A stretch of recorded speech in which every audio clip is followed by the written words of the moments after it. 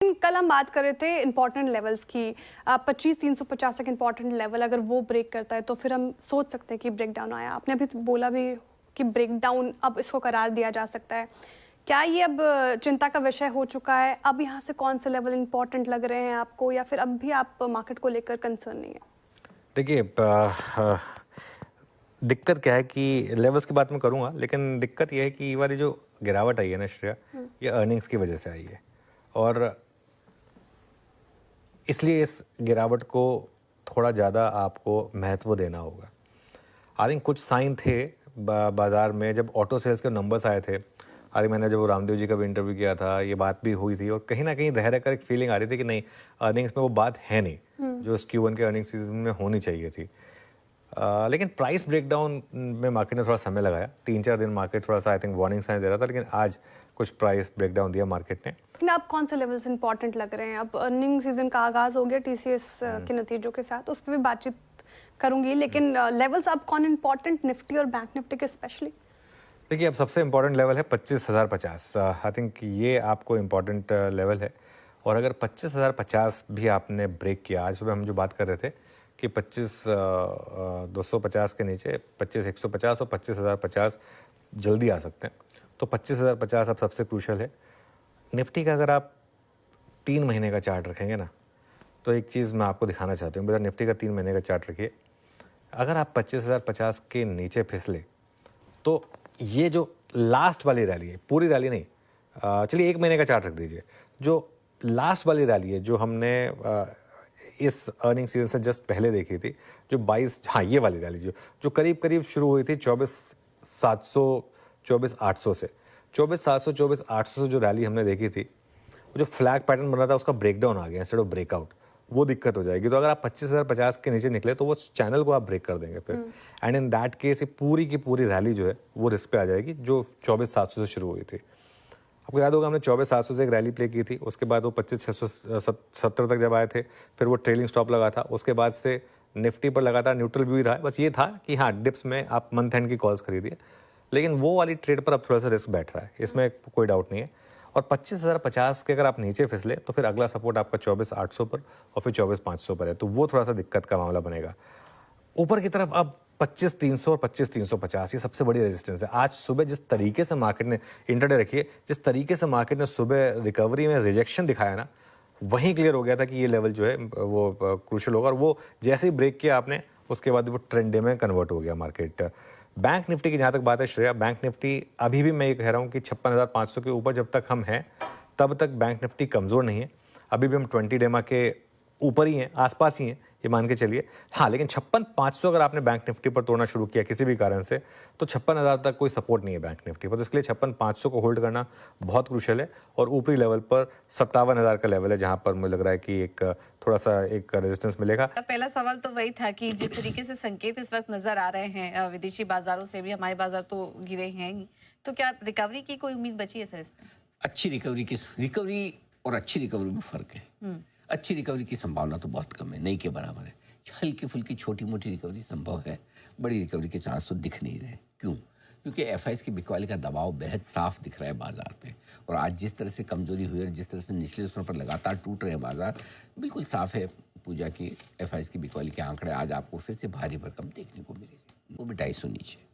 तो कल अच्छी तेजी के बाद आज अमेरिका में भी फिर कमजोर सेशन का डर तो है ही, तो वहां से भी आपको सपोर्ट आ नहीं रहा। फिर वीकेंड सेशन है, खाली एक ही चीज पे आप उम्मीद कर सकते हैं कि रिकवरी आए, वो भी आज नहीं सोमवार को। और वो उम्मीद क्या है कि भाई वीकेंड पे कोई ट्रम्प साहब की तरफ से स्टेटमेंट आ जाए, कोई डील हो जाए, या डीमार्ट के रिजल्ट ऐसे आ जाए कि ओह बस पूछो मत, अरे डीमार्ट इतने बढ़िया, ओह इसका मतलब तो बाकी सब भी बहुत अच्छे देंगे। अच्छा। वो हो जाए तो जैसा, ये तो क्या है, मुंगेरी लाल वाले सपने हैं, ऐसा हो जाए। अब हो जाए तो हो जाए, देखो ट्रम्प वाला तो किसी को नहीं कह सकते, उनका मूड है, उसका मन है, कब करे नहीं करे, यू नेवर नो। बट बाकी तो ऐसा और कुछ ऐसी रिकवरी के बड़े संकेत तो नहीं है। और ऐसी जो है वो बोलना पड़ेगा, ऐसा कोई दिख नहीं रहा कि बहुत वापस से 300-350 आप निफ्टी पे हो जाए, लगता नहीं है। अब समझना क्या है, देखिए अब रिजल्ट अगर बहुत अच्छे नहीं है और अगर गाइडेंस को लेकर मैनेजमेंट कॉन्फिडेंट नहीं है, तो इसमें गलती टीसीएस की नहीं है, टीसीएस के मैनेजमेंट की नहीं है। इसके लिए जिम्मेदार एक ही आदमी है, और ट्रम्प। करेक्ट। अगर ट्रंप की नीतियां ऐसी है जिसमें अमेरिका के बिजनेसमैन को, अमेरिका के कॉर्पोरेट्स को वो समझ नहीं आ रहा कि उनका बिजनेस कैसे क्या चलेगा, जब उन्हें ही नहीं समझ में आ रहा तो जो इनके क्लाइंट है टीसीएस के, वो तो अमेरिका वाले ज़्यादा है, और अगर वो क्लैरिटी नहीं देंगे तो टीसीएस कहाँ से देगा? सो प्रॉब्लम एग्जीक्यूशन की नहीं है, प्रॉब्लम टीसीएस के डायरेक्शन की नहीं है, प्रॉब्लम टीसीएस के मैनेजमेंट की नहीं है, प्रॉब्लम ग्लोबल और अमेरिका के माहौल की है, जिसकी जो ट्रंप की वजह से, ट्रंप ने टीसीएस की ऐसी तैसी की है, न कि कोई बिजनेस का माहौल। इसमें सिल्वर लाइनिंग क्या है, अच्छी बात क्या है, जैसे टैरिफ को लेकर चीजें क्लियर होती हुई दिखेगी, ट्रेड डील वगैरह होती हुई दिखेगी, और अब इसमें प्रॉब्लम क्या है, इसमें हमारी खाली अमेरिका और इंडिया की ट्रेड डील वाला मामला नहीं है, टीसीएस और आईटी के लिए थोड़ा मामला बड़ा है। उनको खाली भारत की ट्रेड डील हो जाए उससे फर्क नहीं पड़ेगा, उनको ये चाहिए कि ये ट्रेड डील वाला मामला दुनिया भर के साथ में जल्दी सेटल हो। अब फॉर एग्जाम्पल आज कनाडा पे 50% लगा दी उन्होंने 1 अगस्त से, ठीक है, 35 लगी, 35 बच गए 15% से, ठीक है। कुल मिला के बात ये है कि अब सपोज कोई कंपनी कनाडा के साथ कारोबार कर रही है, इंपोर्ट या एक्सपोर्ट कर रही है, जो भी है, अब क्या करेंगे वो, और इस बात की भी गारंटी नहीं कि वो 35 को किस दिन 15 कर देंगे या 0 कर देंगे। सो मेरा पॉइंट ये कि जब तक ये ट्रेड डील को लेके कंप्लीट क्लैरिटी नहीं आती अमेरिका को, हमें नहीं, अमेरिका को, तब तक इन कंपनियों के लिए रिकवरी के आसार धीमे धीमे कम हो रहे हैं। तो ये FIIs, DIs मतलब खरीदारी कर रहे हैं, DIs की ज्यादा सपोर्ट है, लेकिन मार्केट इसका फायदा नहीं उठा पा रहा है। तो ऐसे शर्म से बोलने की जरूरत नहीं, काय का ज्यादा सपोर्ट, 590 करोड़ खरीदा है नया जी, बिल्कुल छोटा सा, वो भी तब जबकि बाजार खराब हुआ 100 पॉइंट। आमतौर पर जब बाजार खराब हो तो DIs ही खरीदने आते हैं, करेक्ट, लेकिन ऐसा मुझे लग रहा है कि 25,000 के लेवल के ऊपर या 25,500 के आसपास DIs बहुत खरीदने में कंफर्टेबल है नहीं। बहुत आप देखिए ना, पिछले 8-10 दिनों से DIs नहीं खरीद रहे, बड़ा छोटी छोटी आ रही है खरीदारी। अब कहने में हम ये भी कह सकते हैं कि FIs की बिकवाली भी तो छोटी है, वो भी तो बड़ा नहीं बेच रहे, वो बड़ा बेचे तो ये खरीदे। जनरली तो मैचिंग चलता है ना इनका आपस में, तो वो भी नहीं हो रहा।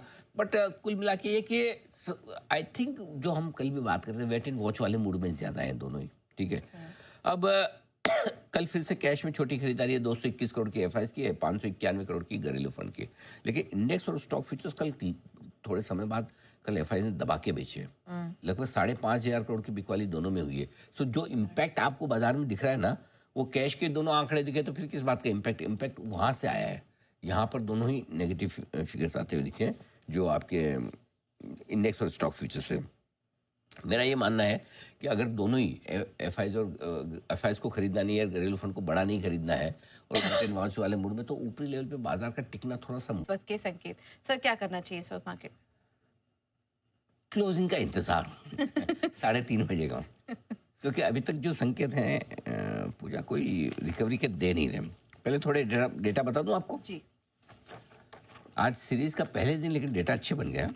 आज एक्शन हुआ ना, रेंज से बाहर निकला बड़े दिन बाद, तो थोड़ा डेटा बन रहे हैं। पहली चीज, मेक और ब्रेक लेवल क्या है? 25,200। 25,200 के पुट पर 62 लाख शेयर हैं जो रिस्क पे आगे नीचे हैं। 25,200 के कॉल पे 93 लाख शेयर। तो अब 25,200 के ऊपर जब तक नहीं निकले तब तक तो आप 50 पॉइंट बढ़ भी जाए तो कोई खुशी मनाने की बिल्कुल कोशिश करना मत। हालांकि खुशी तो 25,200 पे भी नहीं आ पाएगी, खुशी आएगी आपकी 25,300 पर, जहाँ 1.25 करोड़ शेयर लगभग हाईएस्ट ओपन इंटरेस्ट है।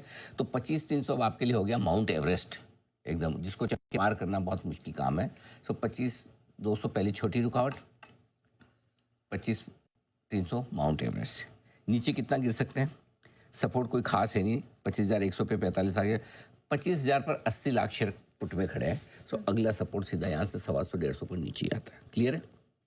अरे बाजार में क्लोजिंग तो कमजोरी वाली हो रही है, बस 25,125 के नीचे नहीं हो रही, बिल्कुल उस जगह जाकर हो रही है जहां पर आप थोड़ा कंफ्यूज रहेंगे कि 25,125 की जो एक निर्णायक नीचे वाली क्लोजिंग क्या होगी। अब तक है ना 2% की रेंज में ही ऊपर से निफ्टी टॉप में 25,670 से 25,125, 500 पॉइंट के आसपास 2% का रनिंग करेक्शन रीजनेबल है, बनता है, इतना कभी भी हो सकता है।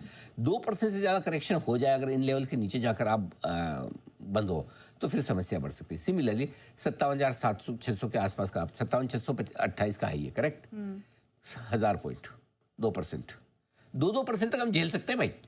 उससे ज्यादा हुआ तो फिर मामला मूड माहौल बिगड़ जाए। तो इन दो लेवल के नीचे ना बंद हो, 5-25 पॉइंट ऊपर नीचे देखिए वो तो लाइफ में एडजस्टमेंट करना पड़ेगा, बट ब्रॉडली इन 2 लेवल के नीचे बंद होने पर खराब होगा। तो मान लीजिए अगर ये भी रेंज टूट गई तो फिर क्या दिक्कत हो सकती है? उससे पहले एक चीज हो रहा है, लेकिन चूंकि किस लेवल के ऊपर बंद होना जरूरी है, आप बोले तो नीचे इन लेवल के ऊपर, मतलब इन लेवल के ऊपर बंद हो जाए, इससे नीचे ना हो, और ऊपर में अब 25,550 निफ्टी पार करे और बैंक निफ्टी 57,300 पार करके टिके, तो ही तेजी के बारे में हम सोचेंगे, नहीं तो हम सोचेंगे वो भी कोई टाइम था जब तेजी हुई थी।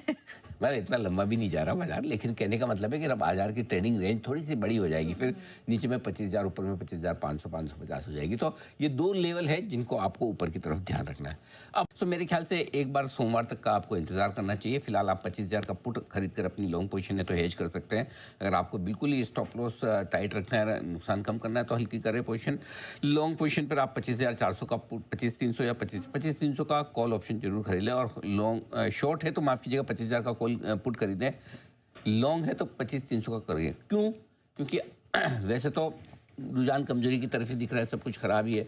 एफआईएस के भी डेटा सेलिंग के आएंगे, और उस हिसाब से अगर थोड़ा भी ग्लोबल मार्केट जो 300 पॉइंट डाउन नीचे दिख रहा है, अगर वैसा हो गया तो आप फिर मंडे कमजोर खुलेंगे, तो रिस्क तो है ही है।